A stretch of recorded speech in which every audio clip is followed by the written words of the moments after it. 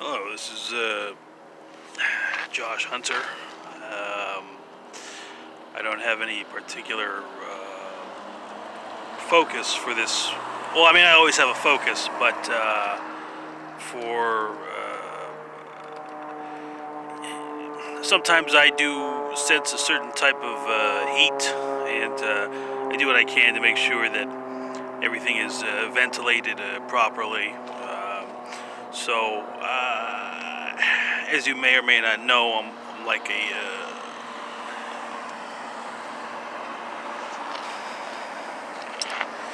in politics. They have this thing called filibustering, and it's when you just have to keep talking because they can't. If you need to delay a vote and you need to make sure that something doesn't happen, you just keep talking.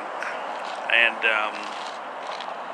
as I've mentioned previously, I've been a fairly paranoid person since 1997. In fact, one time this is odd. It was not odd to me anyway, but I found in 1997 I was in 6th grade, and I was on a field, and we were at the edge of this field. We found like a, not necessarily a nudie mag, but like an advertisement for, it was a book or a magazine full of various advertisements for, pornographic material. It was my first time ever coming across. I hope this is being polite. I don't know if I'm being impolite or not. I can't tell. Because sometimes my intent is never to offend anyone, but there is a certain balance which I attempt to achieve. But I don't know if I want to be honest, and I want to make sure that I'm not being like petty. I think it's very important these days to not be like a petty person. I like to say small time. Whenever you want to get revenge, or whenever you think someone did you wrong or something, and you want to get back at them, that's called being petty. Or, I mean, not necessarily petty all the time, but small time. One of the things I like to say is, if you want to get revenge is small time. So you got to be big time or small time. So I have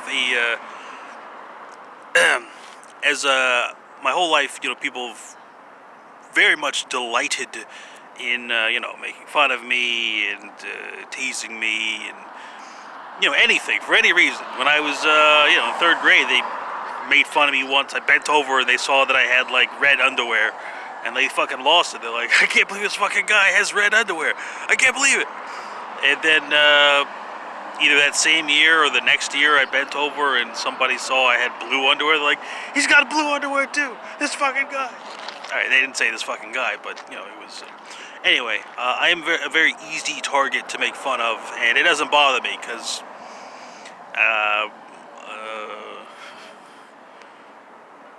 any attention is good attention.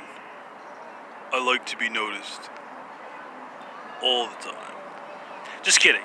I actually do prefer privacy, but sometimes you need someone who needs to be made fun of, and I don't have a problem with that.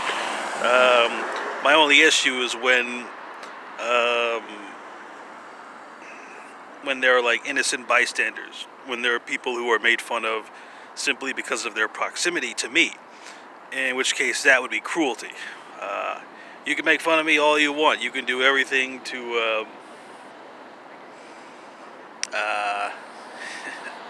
anything you want to say about me or have an opinion or whatever. Is like, oh, you're too fat, or you're you got no education, no prospects, you can't do this or that. That's fine. It's the truth. That's the thing. I can't argue with the truth.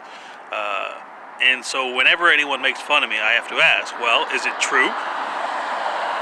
And then I take it from there. For example, one time I was walking on Wilshire Boulevard near the I think Fairmont or whatever. I passed by a group of young women, and my body type as I'm walking, I do kind of look like a giant turtle. I kind of do look like a turtle, like but sometimes I move very slowly, so I look like a turtle, but like one of those Anyway, I do look like a turtle. And so as I was walking by, this young lady said, "Is that a Ninja Turtle? Is that a Ninja Turtle?" And at first I was like, "Hey, that's kind of impolite." But then I thought, she held back. That's actually holding back. She could have been a lot meaner. She could have said, "Hey, look at this fucking Ninja Turtle over there." But she said, "Is that a Ninja Turtle?" Like, she knew, like, she was being impolite. But she was like, "You know what? But I gotta say it because he looks like a goddamn Ninja Turtle." And I understand. And so when someone makes fun of me, I have the choice. People don't realize you can choose if you want to be angry or not. That's like in Minority Report. This is a spoiler. I don't know if you've seen it, but the whole thing was all these precogs. They were so good at predicting things, and they built this whole system. And for 6 years, they're like, "Oh, the precogs are never wrong, and they always predict the correct crimes." And then then one of their own gets tagged, and he's like, "I'm not gonna kill anybody," and they're like, "No, the precog said you were gonna kill somebody, so that means you're gonna kill somebody." And he was like, "I'm not gonna kill anybody." And so, because the precogs, it stands for precognitives. These were individuals who could predict the future with relative accuracy. It wasn't like precise. They just had a sense of a pretty good idea. But if a person becomes aware of this, then they have a choice. That's the whole point. And so they predicted that this guy was going to kill this guy. And when he finally got to that moment, he was like, "Oh yeah," he realized, "I am going to kill this guy." Because the guy was pretending to be someone who had because his son had been kidnapped and murdered or whatever. So this guy was pretending to be that guy so that he could get killed for insurance money or something to help his family. But while he was in the room, one of the precogs was with him, and she was like, "You can choose." What was his name? I don't remember his name. But I mean, the character is played by Tom Cruise, but I don't remember the character's name, which is odd because I should. Anderton, yeah, something Anderton. And she's like, "Anderton, you can choose." And he's like, he's got the gun, and he's like, "I'm gonna do it." And then he had presence of mind, and he decided not to. He made the choice.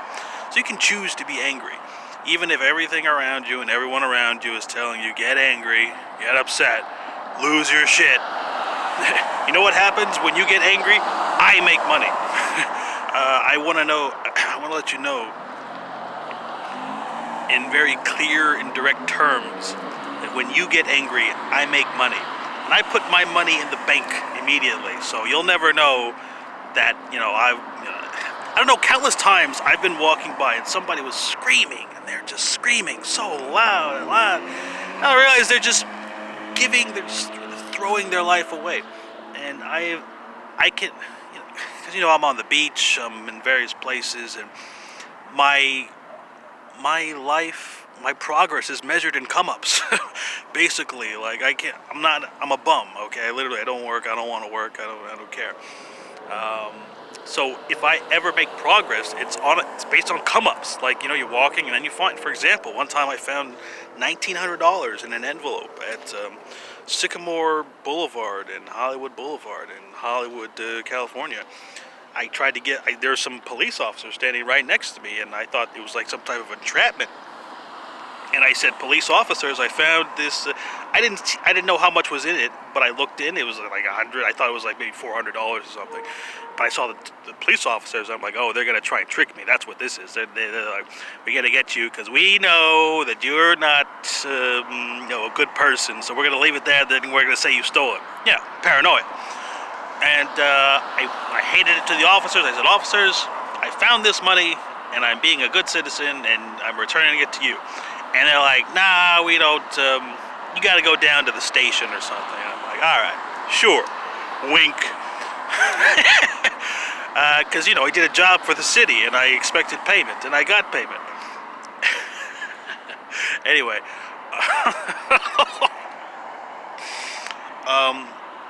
So I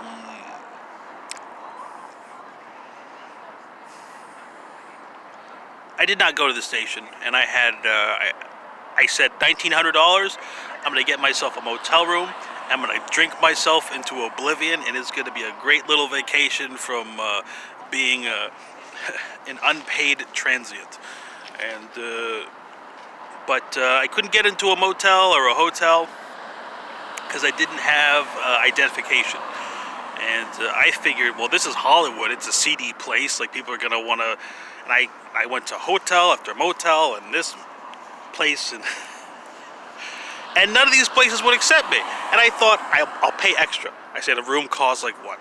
$90, $100, $200. I said, I'll pay $1,000 more. Just let me into this goddamn place so I can take a shower in a place that I want to take a shower in, because I don't shower. I was covered, and I'm covered in bugs and stuff too. Like, it's a part of my defense. I can't just be, because when I'm clean, like, I'm really clean. Like, I'm not like a clean freak, but I'm like the anti-Pigpen. I'm not sure if you remember Peanuts. There's this character, Pigpen. He was constantly gathering dirt, and he could never get clean. Like, even when he cleaned up. And me, like, I have to deliberately make myself like filthier, just so, I don't know. It makes people they don't like a certain type of cleanliness, which I am. It's not like anyway. But they wouldn't let me in to this hotel or a motel, and it was a little devastating, honestly. I thought surely somebody can accept something out of the table so I can feel like a human being. But no, nobody cared if I felt like a human being. And it hurt me a little bit. It was very kind of poetic. Either poetic or ironic, I can't remember exactly. But the last motel that wouldn't accept me, and I went to like 10 or something, it was on, they said, no, we can't, we're not going to. And I fell down on the side. I didn't fall down, but it was the only time I ever cried in public, and I fell down to the ground, and I wept openly. And it was right at Hollywood High School. It was, I think it was like Sunset and either Sunset. Yeah, it was at the Roadway Inn, right in front of Roadway Inn. And it's odd because I was born on Sunset Boulevard, not the one in Hollywood, but the one in West Covina. I was born on a street called Sunset, and I thought, here I am. I finally can feel like a person. And I'm weeping in my birth, and now I'm weeping at some other place. And it was absurd. It was absurd. I thought. So anyway, now that I know that people don't actually care about money and they're just pretending, this is what I'm talking about. There are very deep deceptions that go on, and they'd like you to think that, oh, people are all about money and this and that. People aren't about money. I've run tons of tests. Okay, people don't give a shit about money. They like power, and they like clubs, and they like gangs, and they like us, and they like groups. They used to like individuals, not so much anymore. Anyway, back to 6th grade. We found this pornographic magazine, or an advertisement for pornographic material. It's the first time I ever saw like a woman like with a penis. And I thought to myself, this was the beginnings of my paranoia, oddly enough. I didn't feel paranoid before, but after this, I don't know. I always got the sense that there was some woman watching me at all times. And I remember telling my pal, I'm like, I think there's some woman watching me. Well, like, when I look in the mirror, I see like somebody's looking at me. And, this is obviously, previous to a lot of things, but I don't know what to do here. I want to be a peaceful person. I want to negotiate, but nobody wants to negotiate with me. Nobody wants to come to the table and be an adult, be a big boy. Seems like people got other ideas in mind. I think I'm being vague. Vague to some people, not vague to people who know what's going on. So, are we going to play ball here? Or are we going to realize that we're all in this together, and maybe there are some people that we shouldn't make fun of? And if you're going to make fun of me, just make sure it's me, and don't include people who got nothing to do with it. Do we catch my drift? Capiche? Because there's a lot of things that I don't... Anyway, thank you for being reasonable, which I assume you would have to be to reach the end of this video. And please go out and do something that is of direct and overt benefit to me, Joshua Hunter. Thank you very much.